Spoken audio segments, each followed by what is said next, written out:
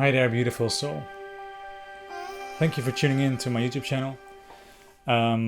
This channel is about chronic fatigue syndrome, and I made this video particularly to people who are new to CFS and are really not knowing what is happening to them. And there are so many sources, so many information out there, so many Facebook groups and information, and everybody's screaming in the recovery jungle. So I made this video especially for you guys. And I hope you. I hope it will help you in some ways. So let's kick off. What is happening? This is the biggest question. Suddenly you find yourself having fatigue or lots of other symptoms, and what is happening? Do you actually have CFS? This is a very often heard questions that I get. Well. Because there's a variety of symptoms that can happen. It can happen more with the brain fog or with joint pain, or there's just a very big variety of symptoms that can evolve themselves. And also later there are secondary symptoms because of all the misery and the stress in the body. So do you have chronic fatigue syndrome when your biggest symptom is not chronic fatigue? I don't think this question really matters that much, because all the symptoms that you hear about is symptoms related to the autonomic nervous system of the body. Well, this autonomic nervous system is dysregulated. And this is in very short, in one sentence, the thing that is chronic fatigue syndrome. But it's not that easy. So to continue this from the autonomic nervous system, Dan Neufer from CFS Unraveled, he says that there may be thousands of labels, but they're all actually the same condition, because the autonomic nervous system is the system in the body that handles all the other symptoms, like the lymphatic system, the sleep. And basically in this autonomic nervous system there are, in short, two sides of it, let's say it like that. There is the parasympathetic nervous system, and that is also called the rest and digest mode. So in this system you recover. And then there is the sympathetic nervous system, and we also call this the fight, flight, or hide mode of the nervous system. In this part of the nervous system you run for dangers, you hide, you freeze, or those kind of things. It's designed for danger. So most of your strength will go to your muscles, but really important systems of the body, like the immune system and the digestion system, is being put on a hold. So a dysregulation means that the two systems can't be balanced anymore, and this balance we can call homeostasis, the balance between the two states. This is disrupted, dysregulated, and this comes due to an excessive amount of stress. So in general, there are three types of stressors: toxic, emotional, and physical. And most people mention that there is one particular source of stress that triggered chronic fatigue syndrome. For some of them, this is a toxic stress, like a viral infection. You hear this commonly. But it can also be a physical stressor, like an accident with a car that was the start of chronic fatigue syndrome. But we also must not forget emotional stressors, because sometimes a lot of emotional stressors are happening in our life. We get fired, or a relationship breakup, or someone passes away. And all these stressors can be the final trigger that let the stress bucket in your body flow over.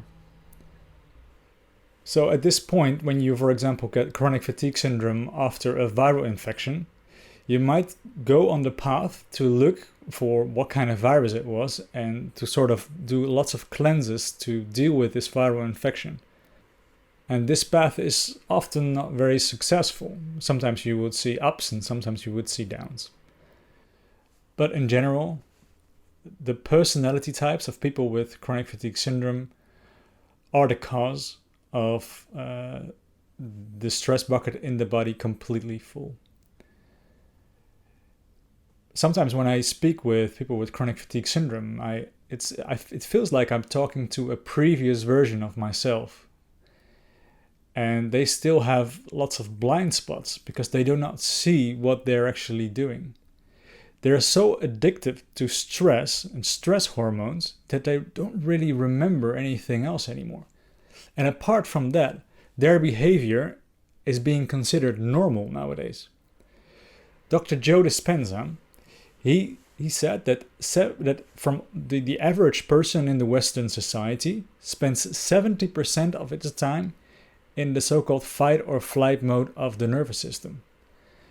And with 70%, it's a lot, but you can still maintain homeostasis.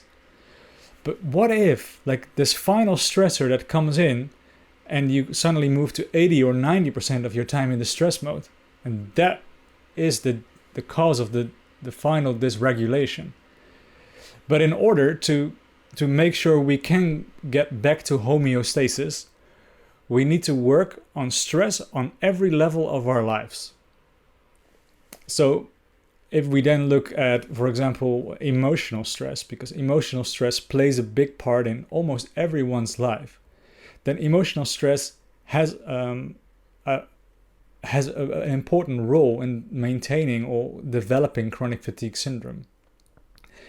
And sometimes you can therefore say that a theory like TMS, the mind-body syndrome, plays a role in chronic fatigue syndrome, maybe partly, maybe completely, maybe in an indirect way. And if you would look that, then you probably would have the Wikipedia page in front of you and saying that it is sort of a psychosomatic response of the body. But if you don't understand what that really means and how vaguely and partly it is actually contributing to chronic fatigue syndrome, which is a real 100% physical illness, then you might think that people who mention this call you, it's all in your head or something. And those are the things that have been said to me, because even doctors laughed at me, saying that it was imaginary, that I lost my company and my house and everything in my life because I wanted attention. So if you understand that, and the difficulty also because of seeing the blind spots and all these symptoms that are so weird and overwhelming, and this world that completely doesn't understand it, and there is no real treatment out there in hospitals for you, you might understand why it's really difficult to talk about it, and that chronic fatigue syndrome in itself is a very sensitive subject. So everything that I have to say, I have to balance out. I have to be very careful with my words. But the biggest message that I want to give is that, yes, you can recover. And pages like Wikipedia probably say you can't. Yet I know so many people who recovered from it, just like I did myself. Recovery is totally possible. And for me, because when I had chronic fatigue syndrome, there were hardly any stories out there. And I found out a few because Dan Neufer from CFS Unraveled posted a few. And I also started looking out for other healing stories for people who healed from cancer without chemotherapy and all these kind of things. And I found out that between the lines of those stories, there is another story to be found. A story about stress reduction in an extreme form almost, like eliminating stress from every part of our lives. And that is mostly a personality thing. So on my website I have this recovery program. And if you're just new to chronic fatigue syndrome and you're looking for a physical cause outside of yourself, which is understandable, you might miss the point of me trying to reduce stress in every point of your life so that your autonomic nervous system can find balance again, and so that your immune system can catch up and fight all the bacteria that are in there, all the viruses. So my chronic fatigue syndrome alignment recovery program, well, that's a mouthful, is full of tips to find the words and the sentences and the story between the lines. And if you're in the beginning, completely not knowing what is happening to you, you sort of develop the push and crash cycle. And this can be something that can perpetuate over several years. And you can also be ill with chronic fatigue syndrome for several decades or the rest of your life, because there is something fundamentally that has to be changed. This means you cannot wait for change to come to you, because you have to do it for yourself. It's not like a virus where you wait for the immune system to catch up. No, you have to create the right circumstances for your immune system and your nervous system so that your body can catch up eventually. So probably the first thing to learn is how to deal with the push and crash cycle, how to deal with the limited energy you have, and how to create a baseline of activities that you know that you can do. And more often than not, this baseline is fluctuating, because it is not really the activities that you have a limited amount of.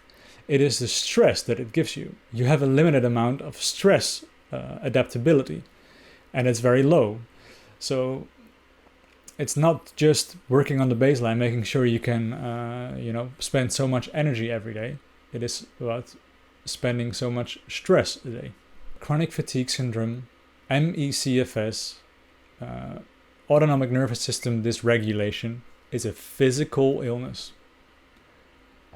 Yet, behind every physical disease in this world lies a psychological component, and that is very helpful. And there are lots of treatments on my website that I refer you to, but maybe none of those treatments will work for you, because it's just, for me, an indication of where you have to look to find your balance. And at one point, you can see the blind spots. If you work a lot on yourself and against your stress addiction, against the addiction of cortisol and adrenaline and noradrenaline and stuff, then suddenly you might see life very different, and that it is actually very comfortable and nice to learn how to relax, because that is also probably the things you should learn as fast as you can. Proper relaxation. What does it look like? Anyway, there's so much stories and information out there. I hope this is a good start, and I wish you a fast healing, because I do not wish you to be ill for such a long time as I was. Take care. Bye.